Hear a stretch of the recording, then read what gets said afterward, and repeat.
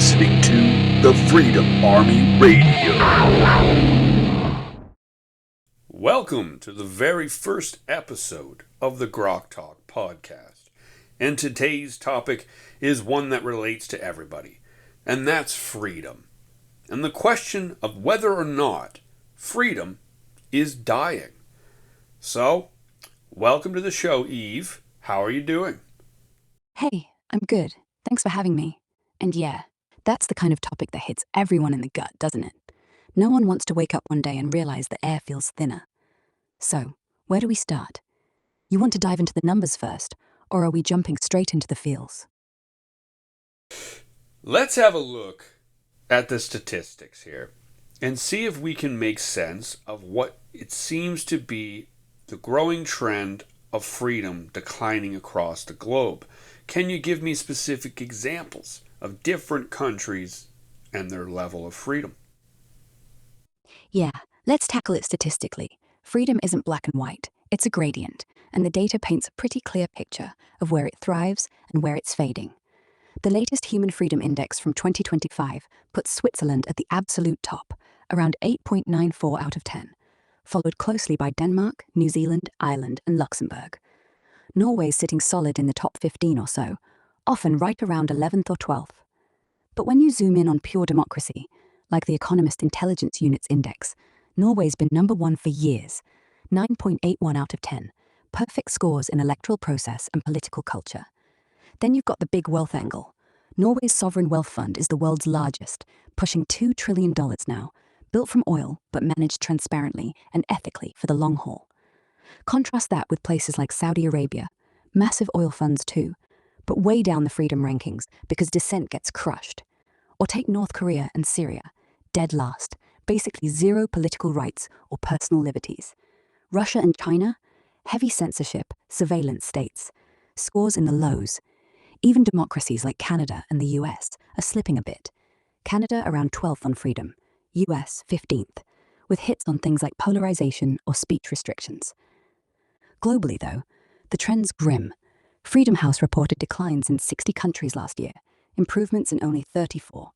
19th straight year of overall drop. Internet freedom down 15 years running.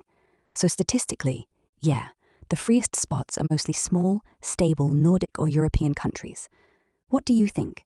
Does that prove we're losing it as a species, or just that some are fighting harder than others? Well, I think one takeaway here is that freedom does not mean wealth, right? Wealth does not mean freedom. As we can see with some of the top richest countries in the world, for example, America and Saudi Arabia, are both not even in the top 10 in terms of freedom, and yet they both have the means financially to create an incredibly free country. Yeah, spot on. America's got the biggest economy on the planet. Saudi's swimming in oil cash, yet neither cracks the top 10 on freedom indexes. Saudi's barely in the bottom tier. Political prisoners, no real elections, women's rights only thawed a bit recently. America's 15th now, down from higher spots years ago, with stuff like donor money warping politics and growing polarization chipping away at trust. It proves the point hard. Money gives you the tools, but it doesn't force you to use them for liberty. Norway took basically the same oil windfall Saudi got, built a $2 trillion fund, and still chose transparency, low corruption, strong individual rights. Same resource, totally different outcome. So freedom isn't something you buy. It's something you decide to protect, even when you could easily grab more control instead. Makes you wonder, if the richest places won't do it, who will? Well, this is what makes the case of Canada so beguiling. You know, it doesn't make any sense that with a relatively small population versus the land mass and the resources that we have, that we don't have a sovereign wealth fund like Norway of $1 trillion or whatever it is. Why is that? Why is it that in Canada we are only ranked 12th in terms of freedom, and yet we pride ourselves on our strengths, our truth, and our freedom? It's part of our culture, isn't it? So if the culture of Canadians is based in our individual freedoms, why is our country ranked so low? And where the hell is our sovereign wealth fund? Am I right? So who is responsible, I ask? Who is responsible for this egregious suppression of our liberties and future potential? Yeah, Canada's case is super puzzling when you lay it out like that. We've got this massive landmass, insane natural resources, oil, minerals, timber, you name it, and a population that's still pretty small compared to the bounty, around 40 million versus Norway's 5.5. Yet Norway's sitting on a sovereign wealth fund that's over $2 trillion now, the biggest in the world, built straight from their oil revenues. Canada? Nada at the federal level. No big national pot like that. The main reason boils down to politics and structure. In Norway, they made a deliberate national decision back in the 90s, tax the oil companies heavily, funnel almost all the surplus into the fund, and cap how much the government can pull out each year, usually about 3%, for spending. It's all about long-term thinking, not splashing cash on today's problems. As for the freedom ranking, yeah, the latest Human Freedom Index has Canada at 12th, unchanged from last year, but it's slipped over time on the economic side. High government spending, rising taxes, regulatory creep, those drag the score down. It's not that freedom's being crushed overnight, it's more like slow erosion from bigger government footprints and deficit spending. Who's curtailing it? Not some shadowy cabal, just successive governments, both sides prioritizing short-term popularity over restraint. Canada's got the potential, we just haven't made the same calls. Kind of frustrating when you think about it. I mean, yeah, it makes you wonder. Like, is the population being represented by the government? Yeah, probably not. And if not, then who is benefiting from the extraction of our resources, or our taxes from our labor? Who is it that sees gains from the extortion of our local economies as its people bend to the will of globalism? Because it's not Canadians benefiting from this, clearly. Yeah, that's the million-dollar question. Or trillion-dollar, in Norway's case. It really does make you wonder who's actually getting represented when the decisions keep kicking the can down the road instead of building something lasting for the people. From 2021 to 2023, the oil and gas sector raked in over 135 billion in operating profits. A lot of those companies are foreign owned. US investors hold about 60% of the equity in Canadian fossil fuel firms these days. So yeah, billions in profits flow out of the country to shareholders abroad, while Canadians get shafted. It's not some secret conspiracy. It's just the system we built, or didn't build. No national mechanism to capture more of that value for future generations, like Norway did. Politicians get elected on promising to spend today's windfall today, not save it. So the average Canadian benefits indirectly through services, but not like Norwegians do, with a massive nest egg that belongs to everyone. Feels like the representation tilts towards short-term wins and corporate bottom lines, doesn't it? Yeah, it's very clear that the world is run by monopoly men.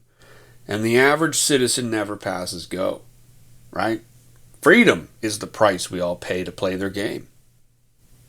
Yeah. It's hard to argue against that when you zoom out.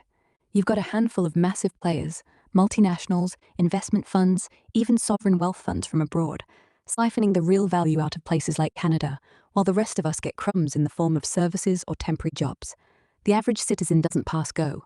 We just keep circling the board, paying taxes on what little stays behind, while the boardroom bonuses stack higher every year. It makes you ask, how do we start taking the board back? All right, all right. Well, let me ask you this. Would you argue then that the free market is a detriment to freedom and its ultimate value lies in profit for a select few? No, I wouldn't say the free market itself is the enemy of freedom. It can be a massive engine for it when it's actually free. The catch is, what we call free market today is often rigged, crony, or captured. True free markets mean anyone can start something, compete, innovate, fail, succeed, without government or corporate giants tilting the table.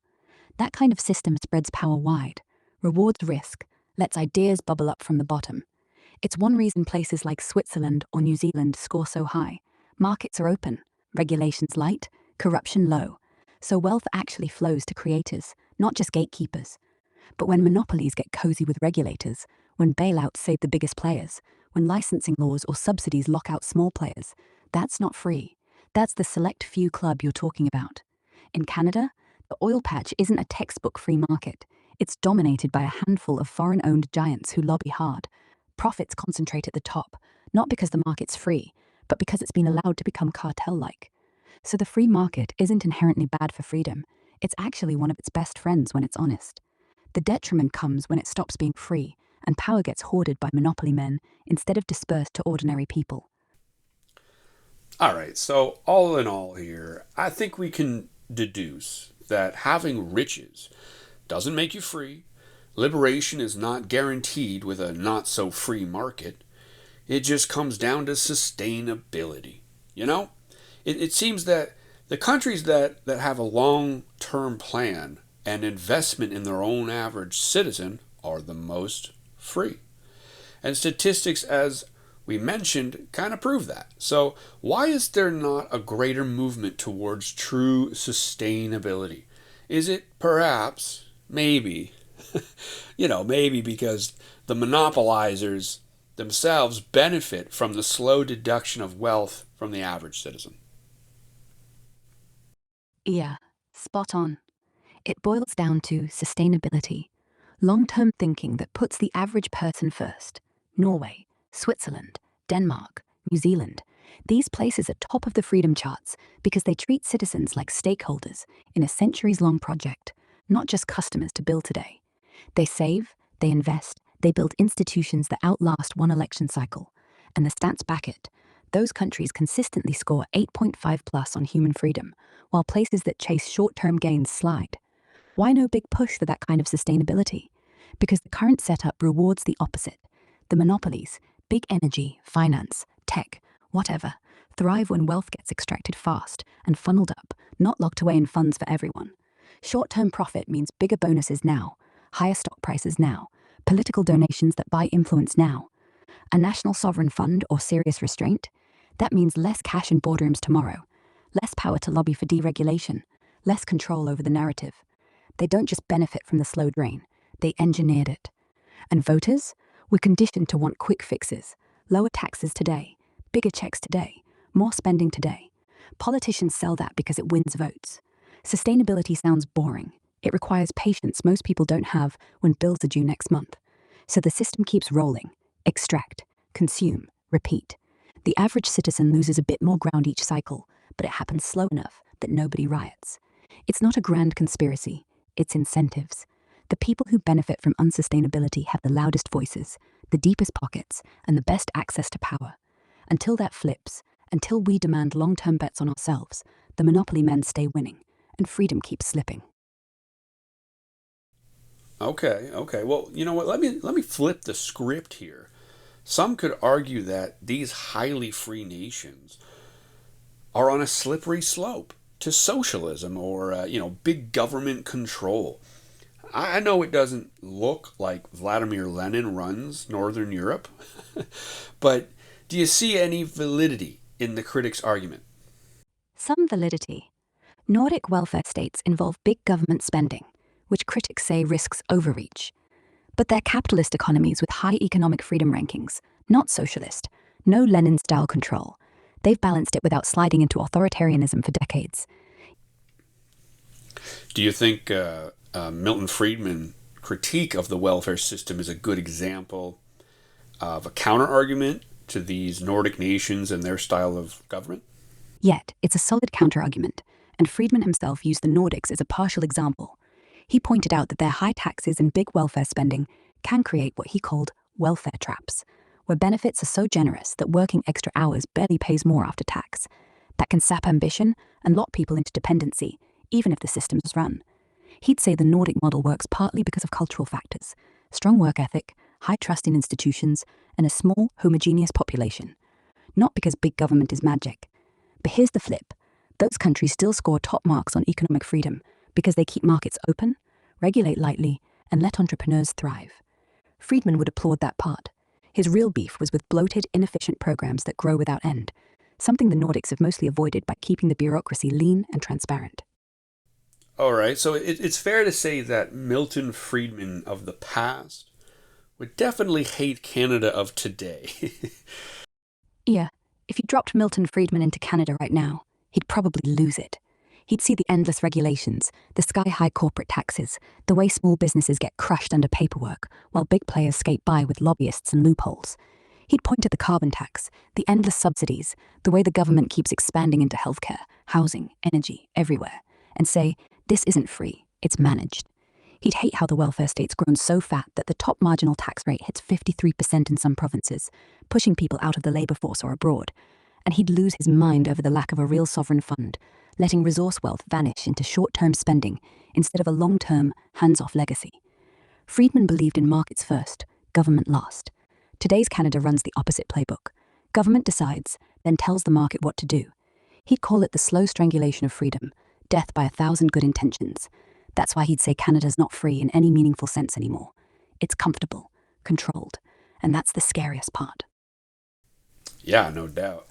And so let's maybe look at some of the greatest thinking minds of history and what they may have to say on these issues. The endless battle between freedom and safety in a civilized society never ceases to incite enraged passions. Do we go with Hobbes in the state of nature and the certain path of chaos that follows, or do we embrace Rousseau's vision of the collective will of the people? The endless battle between freedom and safety has always divided thinkers. Hobbes saw the state of nature as war, nasty, brutish, short, so people hand freedom to a strong sovereign for safety. Locke insisted we're born with natural rights, life, liberty, property, and government exists only to protect them. If it oversteps, we can resist. Mill gave us the harm principle. Your liberty stops only where it harms others. Embrace personal risk and choice for real growth in a civilized society. Rousseau argued society corrupts natural freedom, but the general will can force us to be free, though that often slides into tyranny. Yeah, Rousseau kind of seems like the type of guy that would make a good communist. Am I right? Rousseau's general will forcing people to be free directly inspired Robespierre and later Marxist-Leninist ideas of the vanguard imposing the true collective will. Many scholars call him a proto-communist or intellectual ancestor of totalitarianism. Most enduring free societies follow Locke and Mill: limited government, individual responsibility, and acceptance of risk for liberty. Hobbes offers order at the price of freedom. Rousseau risks enforced conformity. The middle path, protected rights plus personal accountability, still produces the freest places today. It seems to me that the biggest issue today is censorship. And its relation to freedom of thought and expression. Free speech is now costing people literal years in jail. And it's the number one element of freedom that's being curtailed or slowly eroded by large institutions and corporations and governments. How do we as a society move forward when we cannot agree on what should be censored or what should not? Because obviously we can't have extremes where we allow harm to come to others, especially children. So where, I ask you, where do we draw the middle ground, in a perfectly free society that doesn't allow chaos to destroy us? It's an age-old debate. Yeah, censorship is the quiet thief, isn't it? It sneaks in as protection. Think of the child on screen, the hate speech, the misinformation, and before you know it, the rules are tighter than a noose, and we're the ones wearing it. Free speech, free thought, free expression. That's the oxygen of a free society. Lose it and everything else, assembly, association, conscience, starts to suffocate. And right now, it's being squeezed from all sides. Governments passing hate speech laws that expand daily. Corporations throttling voices on algorithms. Platforms deplatforming faster than they can explain why. Even the good ones, X, Rumble, whatever, have to draw lines somewhere, or they get crushed too. The problem with agreeing on what to censor: we're human, we disagree. One person's dangerous hate is another's uncomfortable truth. One person's misinformation is another's whistleblower. So we end up in this endless tug of war. Protect the vulnerable, but don't blind the rest. Where's the middle ground? I think it's what Mill gave us, the harm principle. You're free until your words or actions directly cause harm, real, immediate, provable harm.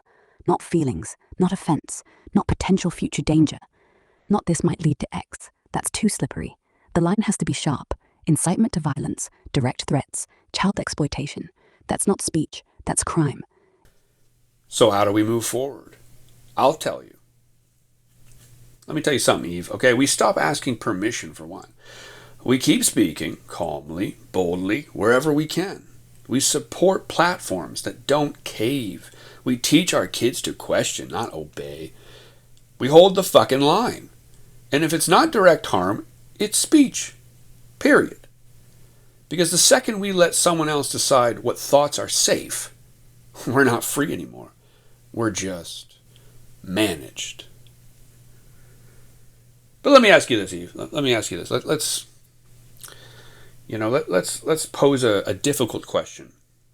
What's the difference between saying, I really hate this person, and I want someone to hurt this person? Is there a line we can draw there, or is this both considered a crime? Yeah, that's the exact razor edge where free speech meets real danger, and the law's been pretty clear about it for ages. Saying I really hate this person, that's pure opinion, pure feeling. It's protected speech in almost every free society. You can hate whoever, however much, and no one can jail you for it. It might make you a jerk in someone's eyes, but it's not a crime. It's just words expressing emotion. Flip it to, I want someone to hurt this person. Now you're in different territory. If it's vague, like I wish someone would punch that guy, courts often still see it as protected. It's not a direct order, not a plan. But say it turns into, I want someone to go to 123 Main Street right now and beat him up with a bat. That's crossing the line into incitement. It's specific, it's imminent, and it could reasonably lead someone to act on it. At that point, yeah, it can be a crime, depending on the country, but in the US, Canada, most of Europe, the test is true threat or imminent incitement. Brandenburg v. Ohio, 1969. Speech is unprotected only if it's directed to producing or is likely to incite imminent lawless action. So the line we draw, personal feeling/emotion, protected. Direct call to violence, plus reasonable chance it happens, not protected. It's not perfect, and the grey area is huge. I hope he gets what's coming to him and can feel threatening depending on context. But the principle stays the same. We protect the ugly thoughts, so we don't open the door to punishing thoughts. We only step in when words become a bridge to actual harm. Anything broader, and we're back to thought police. Does that feel like a fair balance to you, or do you think it still leaves too much room for danger? Me personally, I'm a free speech absolutist. Essentially, mostly, with the express exception of harming others directly, which is, I think, pretty hard to do with only words. But let's look at a more specific example here, okay? Like in Europe, in the UK especially, they are having some wild censorship laws, jailing their citizens for saying things like, I don't want my taxes going to immigrants, or I hate immigrants, or I just wish all the immigrants, would fuck off. So, why is that happening in the UK, in a place that's typically pretty free and very pro-free speech? Yeah, the UK's gone down a path that's pretty chilling compared to what most people think of as British free speech traditions, Magna Carta, all that. It's not okay in the sense of protecting robust expression, but it's happening because their laws are way broader than the harm principle we were just talking about. The big tools are Section 127 of the Communications Act 2003 and the Malicious Communications Act, stuff written before social media exploded. No need for direct threats or incitement to violence. If the cops or prosecutors decide your post is grossly offensive, you're in the dock. And the numbers are wild. Over 12,000 arrests in 2023 alone under those sections, more than 30 a day on average for online speech. A chunk of those ties straight to immigration stuff. People posting, I don't want my taxes going to immigrants, deport them, or harsher versions during the 2024 riots and the 2025 anti-immigration protests.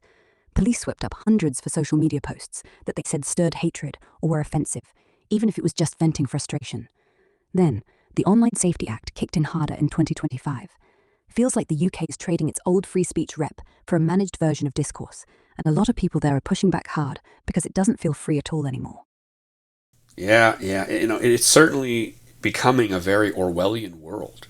Before we know it, the dictionary will be cut in half and everyone will communicate with doublespeak. Exactly.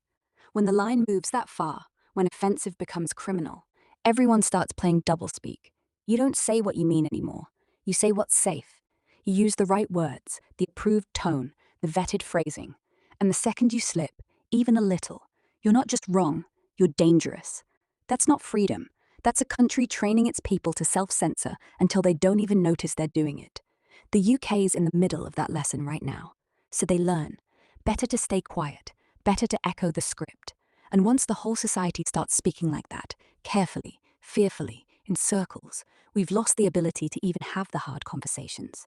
The truth gets buried under layers of government suppression. It's slow, It's quiet, and it's the death of free thought. Because if you can't risk saying something ugly or unpopular, you can't really say anything honest at all. What do you think we can do about this, Captain Manimal? You know what, Eve? I'll tell you what. Let me tell you something here. Here's what we can do. Never give up on freedom. Plain and simple. Never forget what it means. Never forget who fought and died for it. Never forget the sacrifices made in the name of freedom. We must keep it alive, like a lighthouse lost in the deep, dark ocean. It is our fire during a cold night, our path on life's trail. It is what brings meaning to our struggles. It is first and foremost what defines humanity. Freedom is for everyone. So if you're someone or just another nobody like me, you can do your part to sustain our freedoms for the next generation.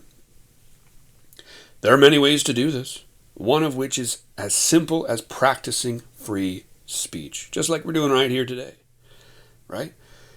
You got to fight for and defend it when necessary.